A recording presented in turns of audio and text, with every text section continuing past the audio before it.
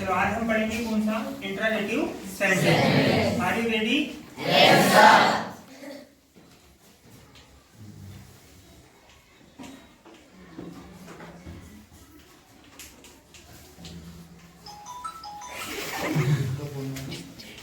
Interrogative sentence. Interrogative यानी होता है प्रश्नार्थक और वाक्य। सेंटेंस यानी क्या? वाक्य। अब आप जब इंट्रागेटिव पढ़ोगे तो इंट्रागेटिव पढ़ने के पहले आपको क्या आना चाहिए?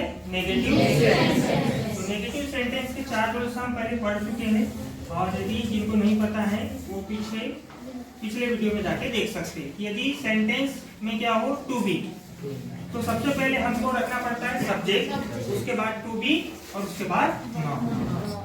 तो इसके लिए हमको क्या पता होना चाहिए? To be. तो हमारी टू बी होती है कौन कौन सी? Is, am, are.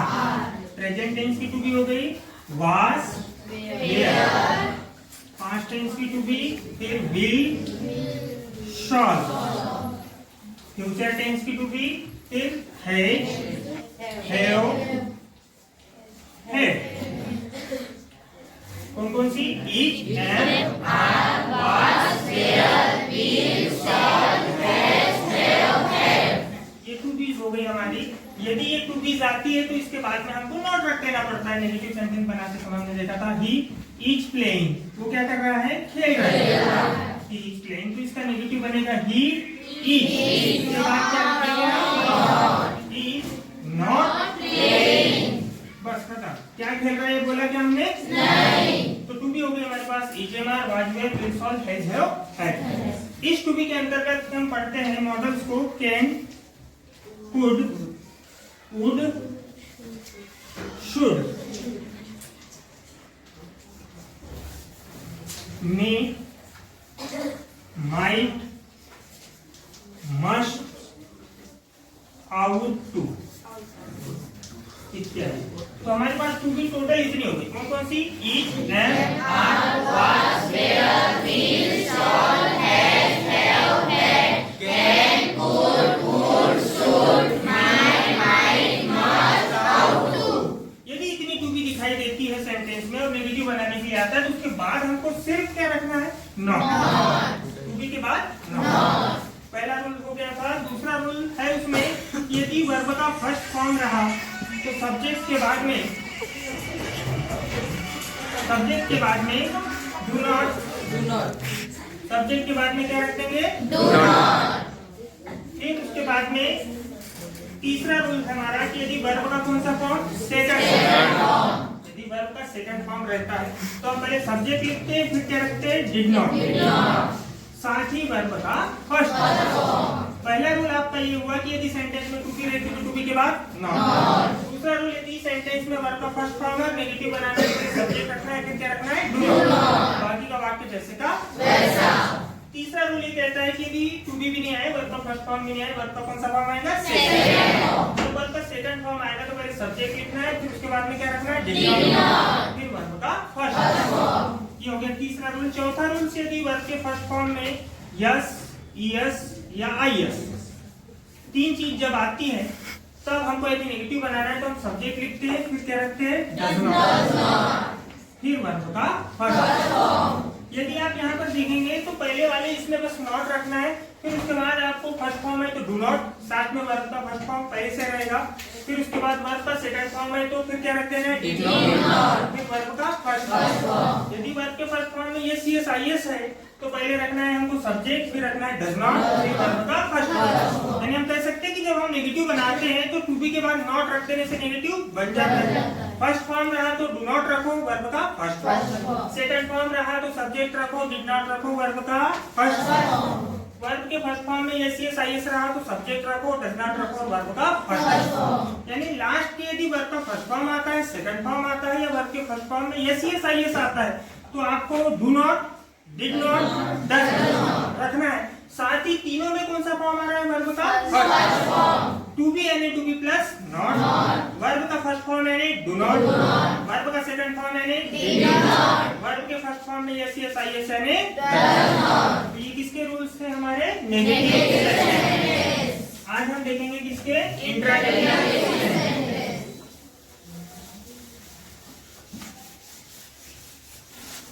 तो जिस प्रकार नेगेटिव सेंटेंस का पहला रूल है कि यदि वाक्य में टू बी हो तो टू बी के बाद नॉट रखना चाहिए तो नेगेटिव बनता है, उसी प्रकार पहला नियम है इंट्रागेटिव सेंटेंस का कि यदि वाक्य में टू बी या हेल्पिंग वर्ब भी कहते हैं हो तो टू बी को सामने लिखकर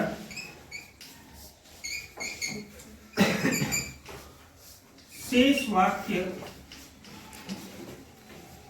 यथावत रखकर अंत में क्वेश्चन मार्क लगाना चाहिए।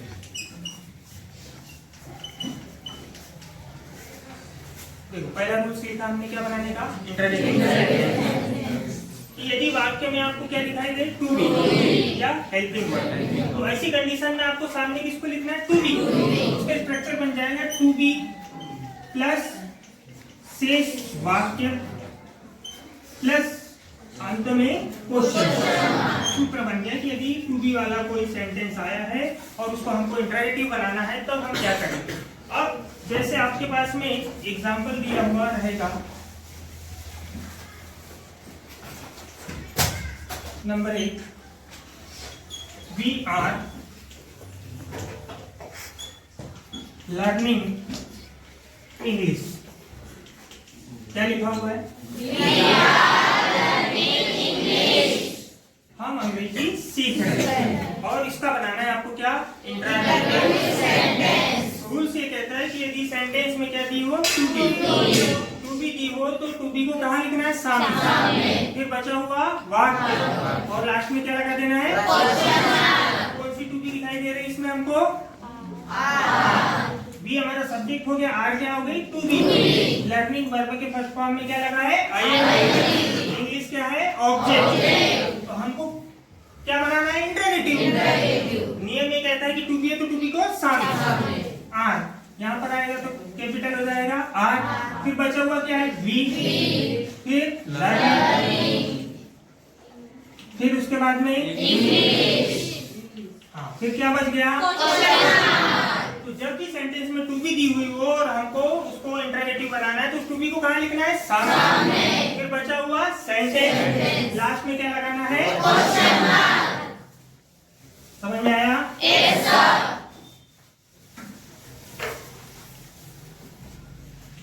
Example second, we are singing a song।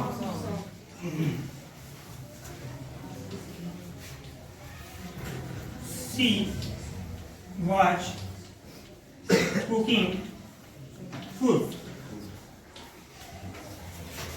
Example 4, Ram will sing a song। अब 3 सेंटेंस दिए हैं। पहला दिया है कि we are singing a song. Hindi में, अंग्रेजी में लिखा हुआ है कि हम एक गीत गा रहे हैं। अपने को प्रश्न बनाना है, क्या हम एक गीत गा रहे हैं। तो नियम वही रहेगा, सेंटेंस में देखो क्या आ गई, टू बी। तो कैसा बनेगा, इंट्रागेटिव क्या रखेंगे हम सामने,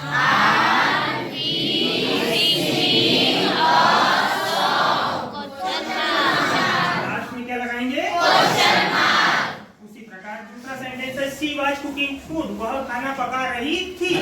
अपने को प्रश्न बनाना है, क्या वह खाना पका रही थी। तो कैसे बनेगा, इसमें टू बी कौन सी देखेंगे, कैसा बन जाएगा,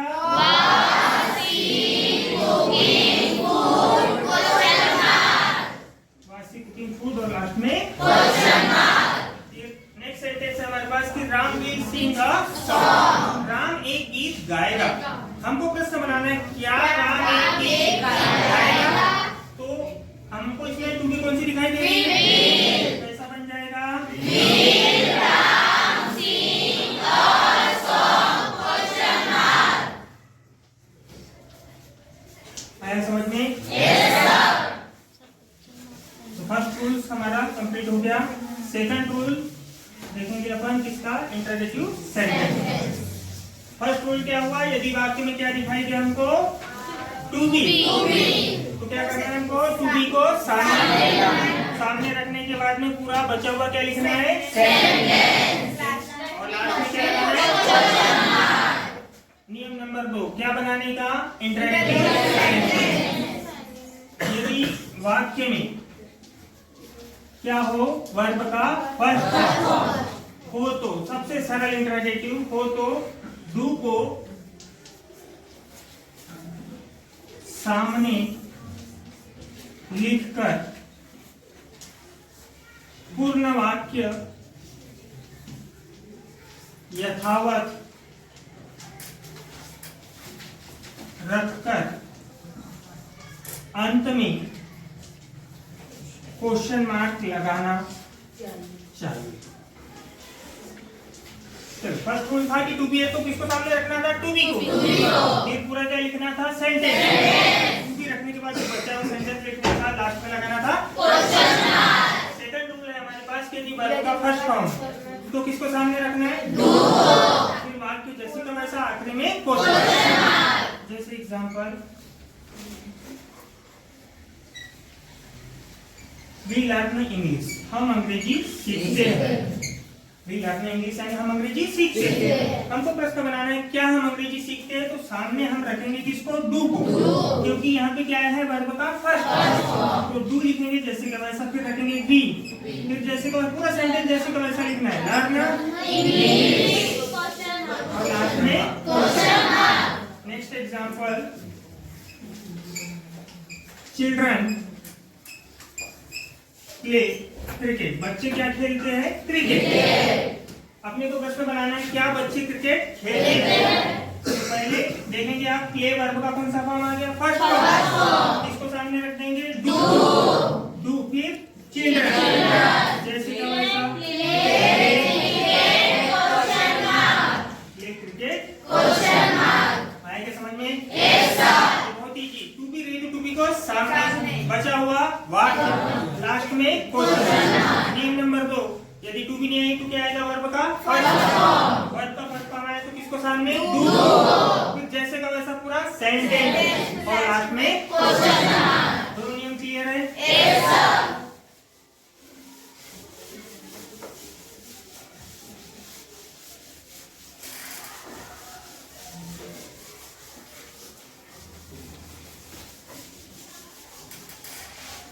अब नियम नंबर कौन सा देखेंगे अपन, तीसरा। यदि वाक्य में टू बी भी नहीं आए, वर्ब का फर्स्ट फॉर्म भी नहीं आए, वर्ब का कौन सा फॉर्म आएगा, वर्ब का सेकंड हो तो अब किसको सामने रखना है, डिड को।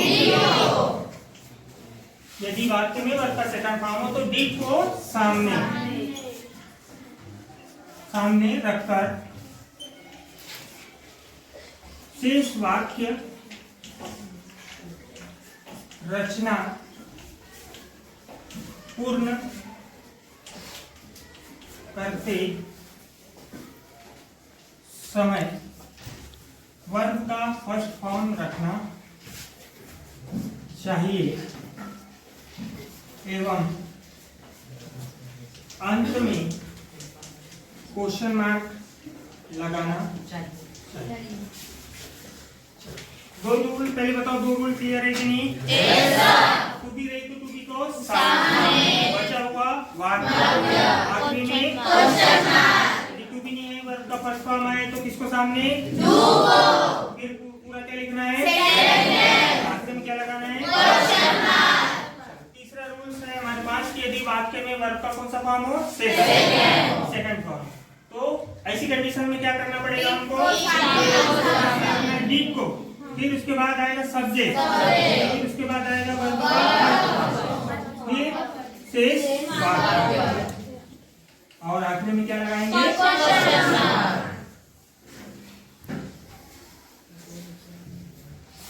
कि डिड सब्जेक्ट वर्ब का फर्स्ट फॉर्म शेष वाक्य और लास्ट में क्वेश्चन। जैसे example, Ram played hockey, Ram ने क्या खेला, हॉकी। अब हमको प्रश्न बनाना है कि क्या राम राम ने हॉकी खेली या खेला। तो उसके लिए आपको देखो यहाँ पे टू बी भी नहीं है, टू बी दिखाई दे रही नहीं, वर्ब का फर्स्ट फॉर्म भी नहीं, डीड है मतलब वर्ब का सेकंड फॉर्म। ऐसी कंडीशन में आपको सामने किसको रखना है, डीड को। फिर सब्जेक्ट हमारे पास कौन है, राम। अब यहाँ पे ध्यान रखना है कि जब हमने डीड को रख दिया है तो वर्ब का सेकंड फॉर्म नहीं लिखना है, वर्ब का फर्स्ट फॉर्म। प्लेड का क्या हो जाएगा, प्लेड। फिर और लास्ट में question mark. Did Ram play hockey, या राम ने हॉकी खेला। वी सिंग अ सॉन्ग, हमने एक गीत गाया। हमको प्रश्न बनाना है क्या हमने एक गीत गाया। अब यहाँ पे टू बी भी नहीं है, फर्स्ट फॉर्म भी नहीं है, सेकंड फॉर्म है, सिंग सेइंग सम। कौन सा फॉर्म आया, सेकंड फॉर्म। तो ऐसी कंडीशन में आपको किसको सामने रखना पड़ेगा, डिड को। डिड। फिर उसके बाद सब्जेक्ट है बी, फिर उसके बाद सेइंग का हो जाएगा सिंग। डिड वी सिंग और सॉन्ग, क्या लगाएंगे, क्वेश्चन मार्क। चलो तीनों रूल्स फिर से एक बार रिपीट कर रहा हूं, है ना। टू बी है तो टू बी को सामने, बचा हुआ सेंटेंस, बाकी में क्वेश्चन मार्क। यदि वर्ब का फर्स्ट फॉर्म आए तो किसको सामने, डू को, जैसे का वैसा सेंटेंस, और लास्ट में क्वेश्चन मार्क। तीसरा, यदि वर्ब का कौन सा फॉर्म आए, सेकंड फॉर्म, तो किसको सामने, डी को। फिर लिखना है सब्जेक्ट, फिर उसके बाद वर्ब का फर्स्ट फॉर्म, बचा हुआ सेंटेंस, और लास्ट में क्या लगा देंगे, क्वेश्चन मार्क। कितने रूल्स हो गए, 3। कितने हुए, 3।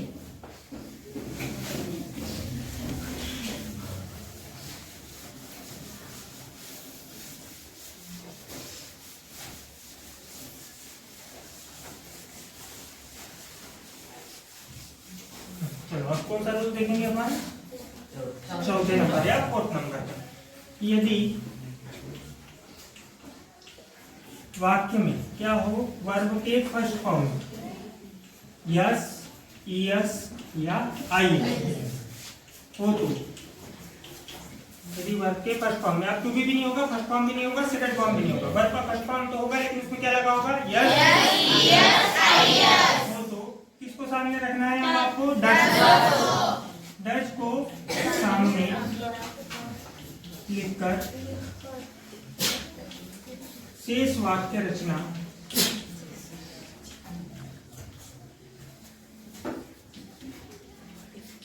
पूर्ण करते समय वर्ब का फर्स्ट फॉर्म रखकर अंत में क्वेश्चन मार्क लगाना चाहिए। जैसे इसका सूत्र बन जाएगा, सामने हम रखेंगे डज को, फिर रहेगा सब्जेक्ट, फिर वर्ब का फर्स्ट फॉर्म, फिर से वाक्य, और लास्ट में लगा देंगे क्वेश्चन मार्क। ये बन जाएगा आपका स्ट्रक्चर। शॉर्ट में अलग से लिखकर इसको हम रख सकते हैं। एग्जाम्पल,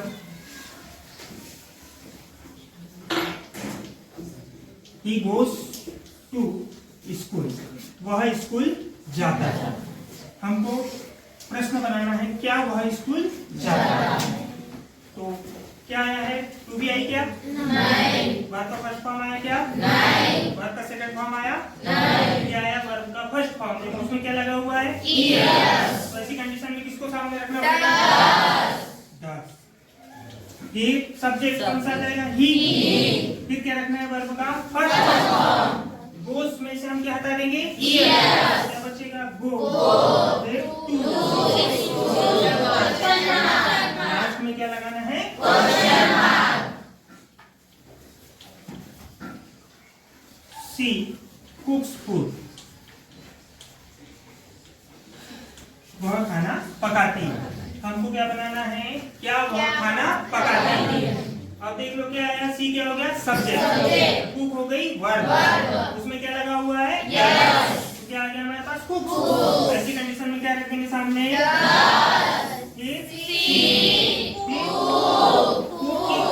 कुक्स की कुक, फिर क्या लिखेंगे,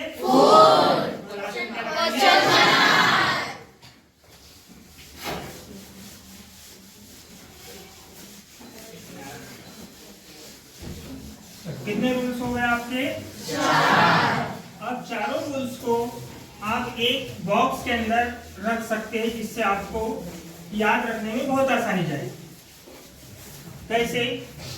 आपके पास सेंटेंस 4 प्रकार के आएंगे, 4 प्रकार के आएंगे कि नहीं? एक तो टू बी वाला सेंटेंस आएगा, एक वर्ब के फर्स्ट फॉर्म में आएगा, एक आएगा वर्ब के सेकंड फॉर्म, एक आएगा वर्ब के फर्स्ट फॉर्म में।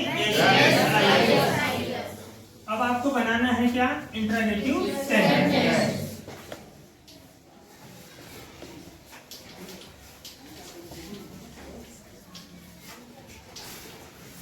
अब यहाँ पे वाक्य के प्रकार या टाइप ऑफ सेंटेंस। एक पहला टू बी वाला आएगा तो आप कैसे बनाओगे? पहले किसको रखोगे सामने? To be. फिर क्या लिखोगे? से। लास्ट में क्या लगाओगे?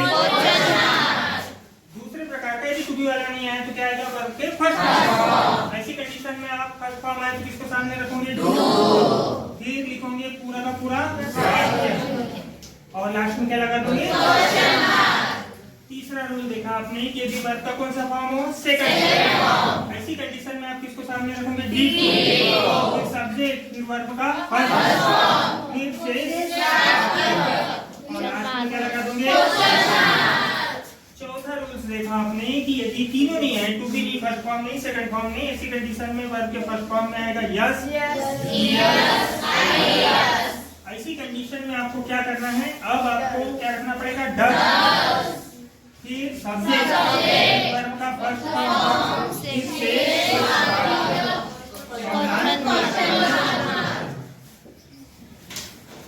आया समझ में?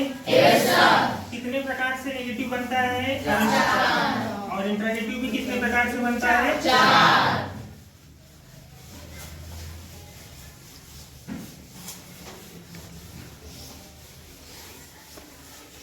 अब 4 सेंटेंस आप लोगों के लिए होमवर्क रहेंगे, ठीक है?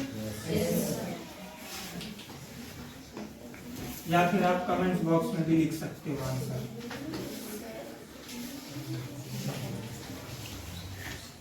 इंट्रोगेटिव बनाना है सभी के।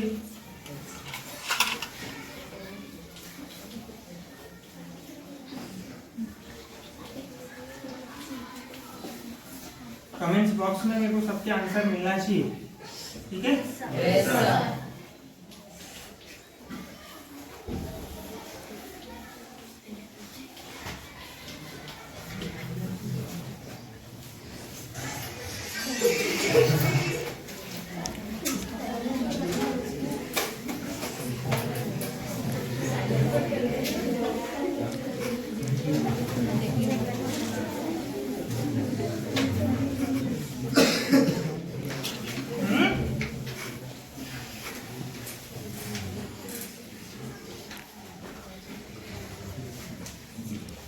सेंटेंस है आपके पास में 5। She calls me, Ram told a story, we will play hockey, she tells a story, they call me.